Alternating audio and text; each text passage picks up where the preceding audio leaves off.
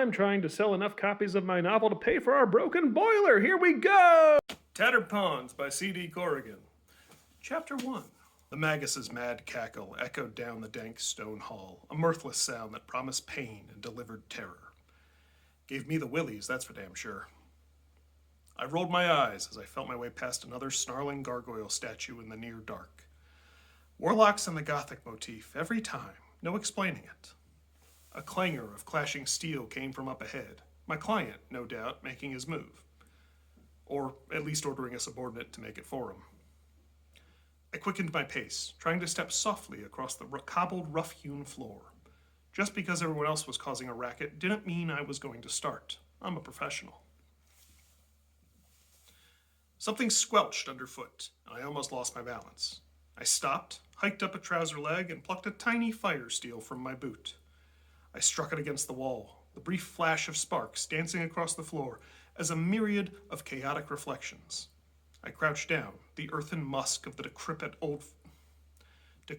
old fortress mingling with something sickly and metallic in my nostrils, and I struck the steel again. My suspicions were confirmed in a telltale flash of scarlet. Blood. Well, that's not great, I muttered, trying to push the implications to the back of my mind.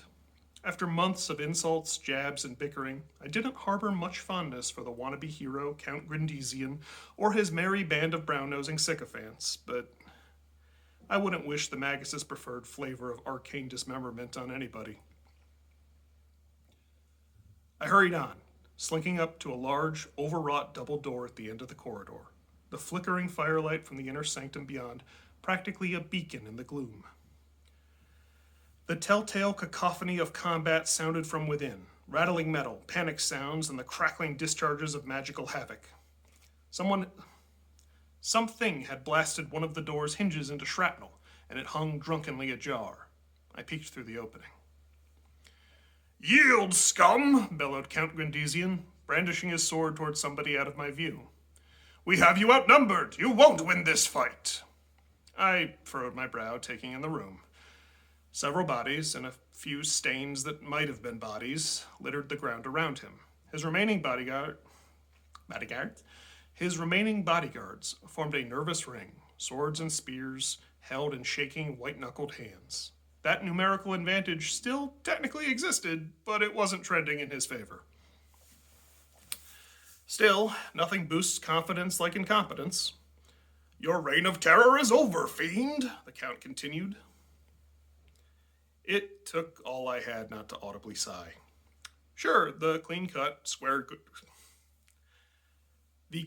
square-jawed Count Melodrama struck a properly heroic figure, gleaming in his gold and silver armor, but what was he doing? Trying to get in a catchphrase? Blighted furies saved me from amateurs. He was the only real mage in the group. All that posturing was going to do was leave him open for a thundering crack shook the stone, and a flash of baleful red light filled the room. Yeah, damn it, there it was. The whole contingent of remaining troops, gone. Incinerated by the smell of it. That's why you don't take a time out for theatrics. The bards can always add a stirring speech to your story after you live through it. Grandisian was unscathed, if considerably less enthusiastic than he had been a moment before, now curled into a quivering heap on the floor. Mage or no, I suspected that his very expensive, very enchanted armor had done more to save his miserable hide than any quick spell work on his part. "Stupid little man," spoke the Magus, still out of my sight. "Such hubris! You think you have stormed my lair?" It's hard to project the Magus's voice, forgive me. "Fool, flee! I could have crushed you from existence at any moment this night. I wanted you to stand at the center of my power. I wanted to see you die. I wanted to watch as you realized you had enraged a god." That would be my cue then. I tried to burst through the door, but rebounded off it with a grunt, the lock on the still intact half still attending to its duties with a vigor. "Really?" I asked no one in particular, giving it a shove that just caused it to rattle. I shifted to the damaged side and tucked my shoulder against it, heaving with all my might. I'm a stocky fellow, sturdy, I like to think. But the damaged slab of hardwood and cast iron put up a fight for every inch. dragging along the floor with a horrific squeal as I forced it open. Finally, I was able to squeeze through, stumbling into the room with a flurry of curses and an absolute lack of grace. So much for an entrance. The Magus towered above us, standing on a dais at one end of the room, his head cocked as if perplexed at my display. He certainly looked the part, foreboding in ornate, sinister armor, all skulls and pointy bits. He wore a long, billowing robe the color of midnight, and, a nice touch, I thought, an actual haze of darkness surrounded his head, and shoulders flecked through with floating cinders. It was like his shoulder blades were the site of a tiny forest fire, very black wizard chic. It was hard to tell through the big, demonic skull helm he wore, but I thought he looked incredulous. I waved, strolling to stand between him and the Count. "Who dares?" "Just a second," I told him, turning to eyeball Count Gradesian. "You okay?" Before the Count could reply, the Magus's patience ran out. He screamed, drawing up his will and hurling a spell laced with shadows and hellfire straight towards me. I had nowhere to go. I snapped my fingers, pushed my aura out with a mild mental effort. Pushing my aura out, it's fine. The Magus's spell had an invisible wall a few yards away from his outstretched hands? Claws. Talons. Must have been talons in that get-up. The fire and shadow fizzled and twitched out of existence, fading back into the ether. There was another pregnant pause, interrupted only by Gradesian's whimpering. The Magus tried again, this time summoning sickly, acid-green tendrils of energy from the walls and floor to lash out at me, their edges gleaming like razors. He was rewarded with similar results. "I said I'll be with you in a minute," I barked at him, snapping my fingers again and dumping willpower into my aura. It rippled across the room and slammed into the Magus. His big, creepy death haze vanished, and he staggered, crumpling to the ground. Suddenly deprived of the magical energies he relied on, he wasn't strong enough to stay upright in that ensemble.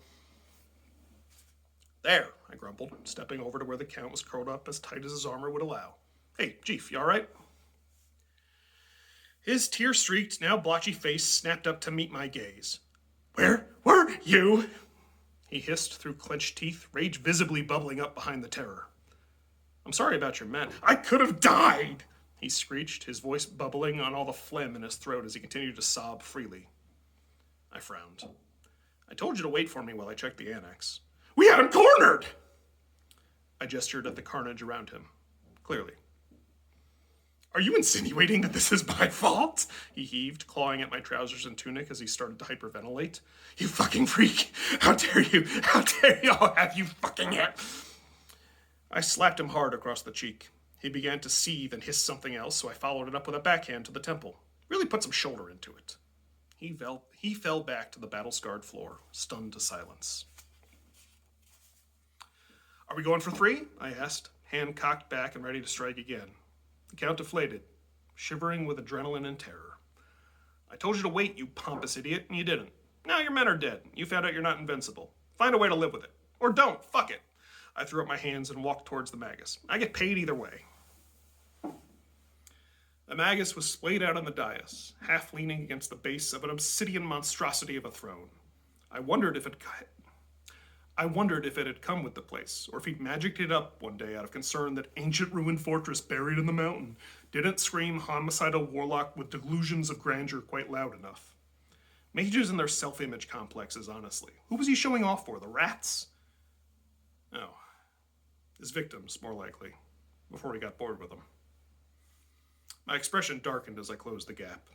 The Magus wriggled and struggled to get away, panting audibly under the weight of that ridiculous armor.